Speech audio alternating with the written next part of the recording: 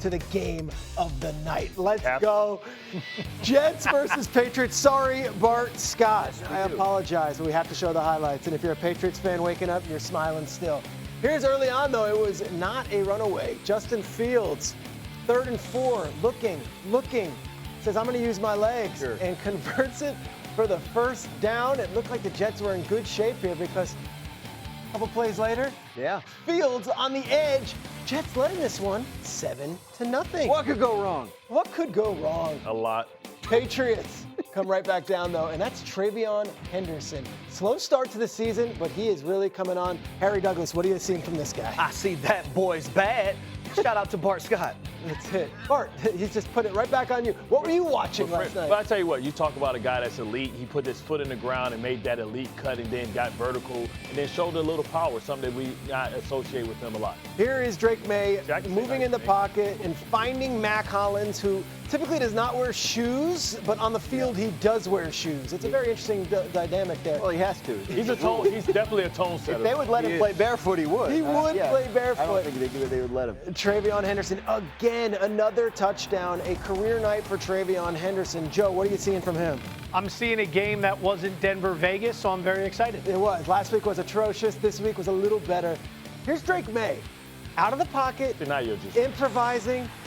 Good pass to Stephon Diggs, who would have 100 yards receiving. Harry, Drake May, we were talking about it earlier. It seems like he's really coming into his own. Yeah, I love the way Josh McDaniels puts him in positions to be able to have success. Extending the play outside of the pocket.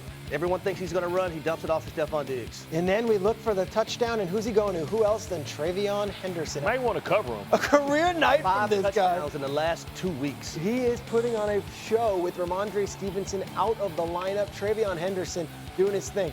Jets, though, would not go away. Justin Fields looking for the new acquisition, John Mechie. He finds him. Touchdown, Jets. Thank you, football guys. The defender fell down. Thank you. Gosh, we're being harsh on the Jets this morning. We won 2 games. Fourth quarter. They won 2 games in a row. Fourth quarter. Justin Fields down 10. Fumbles. Not a good play there. Back to Jetsian things. That would be it. How's Atlanta doing right now? Oh, thank you. It's not the who's. What do we think of the Patriots uniform, Bart? I actually like I actually like him a lot, though. I like him a lot. Liked him. And even the little Letterman coat that they had. They did have those. I like those. I like the swag. All right. Drake May's rolling. They are positive rolling. angle. They don't seem to lose. Rookies, though, who have done this for the Patriots, it's a very short list. Travion did it last night. Sony Michel in 2018, rookie out of Georgia that year. Then Rob Gronkowski, the rookie out of Arizona, did it against the Steelers. And with Henderson's performance, the Patriots have yet another offensive weapon that they're adding to the arsenal that they didn't have early on. They seem to be a team that is legit. Graz, you were watching this game. Do you come away from this thinking that's the 1 seed? This is a real team that has to be reckoned with. Yeah, because when you look at the rest of their schedule, it looks like a team that's playing the way they are should be able to take advantage of it. They've already won in Buffalo, so you have an edge in the tiebreaker if Buffalo does catch you. So, yeah, I think it sets up pretty well for them. I don't know, Joe, what the sports books say their chances of getting the 1 seed are, but right around plus 185, so that would mean $10 bet returns $18.50 in profit. And that makes them the favorite right They're now? the favorites, correct. So, yeah, I don't think that's a surprise, given the way they're playing, the way that schedule sets up, the way Drake May is playing, like an MVP candidate, whether Bart Scott likes it or not. Yeah, like don't make them it. I'm just saying. The question is, there's a difference between grabbing the 1 seed and doing something with it. Of course. As good as the Patriots have looked. It's important It's an accomplishment if the Patriots It is, but you're doing this against the people who are put in front of you, of which there is no one of note except for Buffalo so far. And on top of that, in the playoffs, you're not going to get Cincinnati and New Orleans and these types of teams coming to town. You're going to need to defend that turf. And this is a team that's been front-running for a while, which is a good thing. But if you don't know what you're made of late in the fourth quarter needing a touchdown drive, I shudder to think if it's Baltimore or Kansas City on the other side. I can't take it anything against. I'm just going to say this. They had 2 big tests this year. In Tampa, they won. In Buffalo, they won. And yet, Bart, you've been watching the Patriots highlights with a kind of a raised eyebrow earlier in the show. Is this a cool, nice story, or is this a team that we're going to be talking about in February?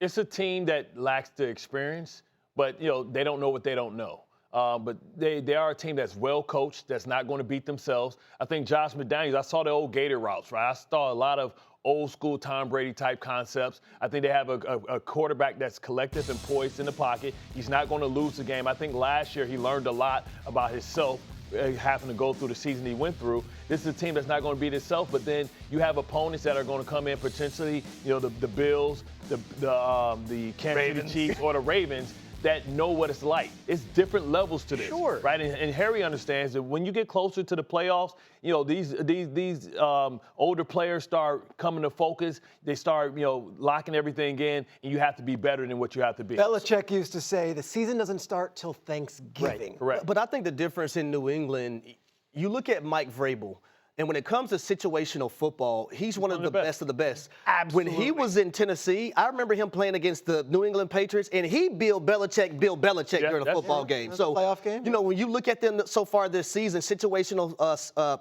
situations, you look at right before halftime versus the Tampa Bay Buccaneers. Letting that clock wind down, believing in Drake May, believing in Stephon Diggs that they can score a touchdown before the game. So I believe in Mike Vrabel, as an orchestrator to get things done. Kyle Shanahan seems to be infatuated with is 5-3 as the starter of the Niners this year with a defense that ranks bottom 5 of the NFL. Might be the worst pass rush since they lost everybody. If this game doesn't go well for Purdy, you start to wonder how they're going to play out the quarterback position the rest of the way. Interesting. Graz, what do you got? Yeah, speaking of if this game doesn't go well, you start to wonder. Here's J.J. McCarthy trying to get the Vikings into the playoffs after they told Sam Darnold and Daniel Jones goodbye in the offseason. Those two guys are both having monster years. J.J. McCarthy struggling. It's only his 5th start, but it's against a defense that has been one of the worst in the league this year. It is time for J.J. McCarthy, if he's going to do it at any point this year, to step up and have a monster game. Yes, sir. Bart Scott, what do you got? Never would have made it. Jameis Winston singing at his press conference. Listen, I am all for the Jameis Winston show. I think he needs his own reality show. Like, you never know what you're going to get out of Jameis Winston. You can get 7 touchdowns or you can get 7 interceptions. He's throwing touchdown passes to somebody you just don't know, and that's the beauty of it. He can come out and go out and have a tremendous game. We've never seen him underneath this offense. There's not a lot of film with him in this offense, and he can surprise the Green Bay Packers if they take him lightly, just as Pittsburgh Steelers last year. It would be a devastating loss for the Packers if they lost to the Jameis Winston-led Giants. Harry, what do you got? I'm going in the Eagles and Lions game. Quinyon Mitchell at the cornerback position versus Jamison Williams for the Lions at the wide receiver position. We know Dan Campbell is calling plays now. One of the main reasons why he wants to call plays, he wants to get the ball to Jamison Williams on the outside. He had 7 catches for 119 yards last week and a touchdown. Quinyon Mitchell, I think he's one of the best in the league right now. Blanketed coverage, he's trapping guys, he's getting past deflections, so I'm really looking forward to that matchup. It's a great matchup. And Graz, that's going to be the Sunday night special. And it's like, we know that the Lions can put up all these points, and yet the Eagles kind of came out slow out of the gates and held on against the. Can the Eagles keep up with the Lions? I don't think so. That's because the Eagles' offense right now is just not functioning at that level. The Eagles' defense is, and maybe they can hold the Lions down, and maybe you can beat them the way you beat the Green Bay Packers on Monday night, but I don't think that's going to work because I think right now the Lions offense is operating at a higher level. Dan Campbell taking over the play calling. You saw Jamison Williams featured more. You saw Jahmyr Gibbs a bigger part of last week's game plan. These are elite playmakers. The Eagles have elite playmakers too, but they're having trouble getting their guys the ball, and the Lions are not. So I think as good as the Eagles defense is, if it's blow for blow, I think by the end of it, the Lions are the team more capable of lighting up the scoreboard. Bart, I go to you because we had all this stuff with A.J. Brown this week where he obviously was on a Twitch stream and said the offense is a bleep show, and then obviously spoke at his locker and was actually quite eloquent talking about how frustrated he is. That stuff that we're watching him talking about Monday to Friday, do you think it's actually affecting the actual game plans and the way they're playing on Sundays, all the stuff with A.J. Brown? Not at all. I think that maybe the entire offense feels the same way. He's just the one that's willing to voice it. And, sometimes, it's the bad narratives that here comes another diva receiver. He's not a diva receiver, in my opinion. He's a guy that's willing to do the dirty work, but he knows that at this type of rate that this offense is going, they don't want this to be a one and done or a two and done. The standard has been changed and the expectations has been risen. in Philadelphia. They're a team that they feel like they can go be a bit of a dynasty, and to do that, they have to hold up their end of the bargain offensively. You know, Saquon Barkley's not the same guy he was last year. He had over 400 touches. Usually that's the kiss of death for a running back the following year. Maybe he can get stronger during the playoffs, but until then, lean on A.J. Brown because he's a dynamic player. And if you get one-on-one, man-to-man, Lions play man-to-man, throw the ball to A.J. Brown, give him a 50-50 ball. We need Jalen Hurts to take more risk at times. Joe, can I ask you, because I look at this NFC and we already said, hey, the winner of Rams-Seahawks, that's the NFC favorite, and I'm with you on that. And we talk about the Lions and we talk about the Eagles here. They quietly win every game, and they go into Lambeau and into Arrowhead and into Tampa, and they take care of business.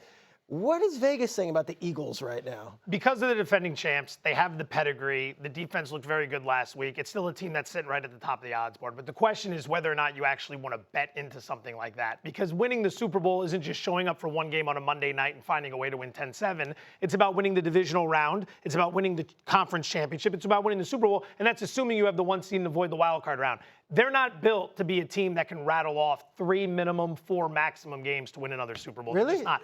No, the defense looks good after one game with the new acquisitions, but does the secondary, are all those problems solved? And then offensively, It's a mess. it's something about sitting on a sideline reading a book about mindset and positivity. They won a Super Bowl that year, everybody though. out.